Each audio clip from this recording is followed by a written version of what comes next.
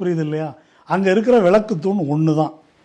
அது கீழே இருக்கக்கூடிய குடைவரை கோயிலுக்கு நேர் மேலே உச்சி பிள்ளையார் கோயில் இருக்குது. உச்சி பிள்ளையார் கோயிலுக்கு பக்கத்தில் ஒரு தூபி இருக்குது. அந்த தூபியில் தான் விளக்கு தூணில் தான் விளக்கு ஏற்றப்படுது. இங்கே தான் விளக்கு ஏற்றணும்னு நாயக்கர் காலத்து கல்வெட்டு இருக்குது.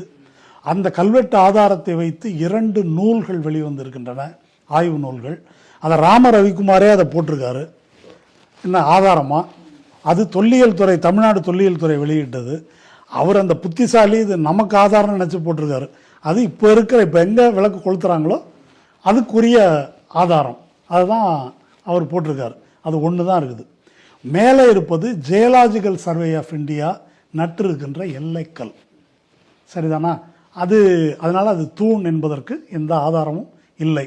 அதனால தான் விளக்கு தூண் என்பது மலையின் நடுப்பகுதியில் இங்கே இருப்பதாகத்தான் இதுவரையிலான ஆவணங்கள், நீதிமன்ற ஆவணங்கள் எல்லாவற்றிலும் குறிப்பிடப்படுகிறதே தவிர தர்காவுக்கு பக்கத்தில் 50 மீட்டர் தூரம் 30 மீட்டர் தூரம் அங்கே ஒரு விளக்கு தூண் இருக்கிறதா எங்கேயும் குறிப்பிடலை. இது ஒன்று. இப்போ நான் சொன்னது அந்த பிரைவி கவுன்சில் வரைக்குமான வழக்கு.